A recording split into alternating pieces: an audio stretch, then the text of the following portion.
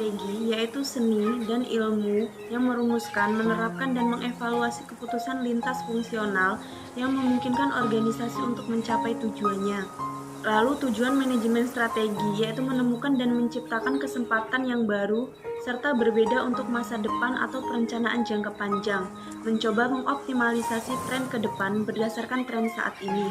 Yang selanjutnya formulasi strategi yaitu pengembangan visi misi, mengidentifikasi kesempatan dan ancaman eksternal, menentukan kekuatan dan kelemahan internal, menciptakan tujuan jangka panjang dan memulai strategi alternatif serta memilih strategi khusus untuk dicapai. Lalu implementasi strategi yaitu memobilisasi karyawan dan manajer untuk mengubah strategi yang diformulasikan ke dalam tindakan. Lalu ada evaluasi strategi. Yang pertama yaitu meninjau faktor eksternal dan internal, yang kedua mengukur kinerja, dan yang ketiga yaitu mengambil tindakan korektif.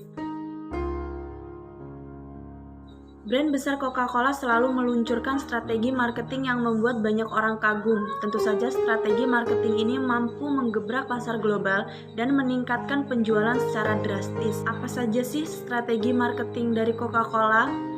Karena produk Coca-Cola yang terbatas, marketing produk ini lebih dititik beratkan dengan bagaimana menarik perhatian masyarakat lewat pesan dan perasaan. Beberapa iklan yang ditayangkan Coca-Cola begitu ekspresif sehingga mudah diingat dan mengena di hati masyarakat. Lalu apa saja sih strategi pemasaran yang digunakan oleh pabrik Coca-Cola itu sendiri? Yang pertama, sebelum Coca-Cola menjadi brand sebesar sekarang, ternyata mereka sudah melakukan strategi marketing dalam bentuk word of mouth pada tahun 1888. Strategi marketing yang dilakukan ternyata unik, yaitu sudah dilakukan oleh brand yang satu ini bahkan ketika namanya masih belum dikenal dan baru-baru saja didirikan. Setelah melihat performanya, pemiliknya yang bernama Asa Candler memberikan kupon kepada para pelanggan untuk ditukar dengan sirup sebagai stok minuman mereka.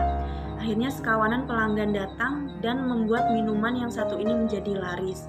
Yang kedua yaitu sesuai dengan namanya, Coca-Cola Happiness Machine adalah sebuah mesin penjual otomatis yang tak hanya menawarkan minuman tapi juga kebahagiaan. Semakin modern, brand yang satu ini menawarkan kampanye yang makin kreatif dan beragam. Salah satunya Coca-Cola Happiness Machine. Mesin otomatis ini ditaruh di beberapa tempat seperti di kampus di mana orang-orang melakukan transaksi secara biasa. Uniknya, mesin tersebut tak hanya mengeluarkan kuk sekali saja, namun terus bermuncul berkali-kali, malah seperti mesin yang rusak. Akan tetapi, ternyata hal tersebut diatur secara sengaja sehingga pembeli bisa berbagi minuman dengan yang lainnya. Yang ketiga, ingat botol Coca-Cola yang menaruh berbagai nama di labelnya? Strategi Share a Coke ini ternyata sudah berusia 6 tahun sampai saat ini.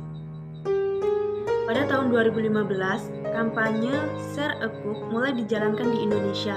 Alih-alih menempel label merah berisi merek, komposisi, dan konten biasanya, Coca-Cola menggantinya dengan menuliskan nama-nama populer di Indonesia. Oleh sebab itu, jadi makin banyak yang mencari produk ini sampai menemukan nama atau orang terdekat supaya bisa berbagi.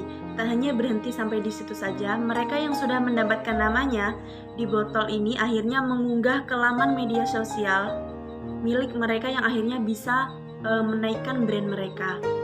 Yang keempat yaitu Coca-Cola sering tampil di acara olahraga. Mereka bahkan juga menggandeng bintang virtual FIFA untuk menjadi sponsornya. Selama ini mungkin kita sering melihat kemunculan Coca-Cola di acara-acara olahraga seperti Olimpiade dan sejenisnya sebagai sponsor. Hal ini mereka lakukan karena selama ini Coca-Cola identik dengan minuman yang tidak sehat, sehingga menjadi sponsor harapannya stigma tersebut bisa dihilangkan. Tak hanya melalui beberapa kampanye, Coca-Cola sebenarnya juga melakukan strategi marketing dengan melakukan kampanye unik yang berada di masing-masing negara. Kebanyakan kampanye yang dilakukan lebih mengedepankan kesan kekeluargaan, pertemanan, dan juga kebahagiaan. Etika bisnis adalah kode etik yang diterapkan dalam perusahaan untuk melakukan kegiatan bisnisnya. Etika bisnis ini sangat penting diterapkan dalam perusahaan agar perusahaan memiliki fondasi yang kuat dan menciptakan value yang tinggi. Setiap perusahaan memiliki tanggung jawab sosial yang merupakan bagian dari etika bisnis, yaitu adanya kesadaran perusahaan bahwa keputusan bisnisnya dapat mempengaruhi masyarakat.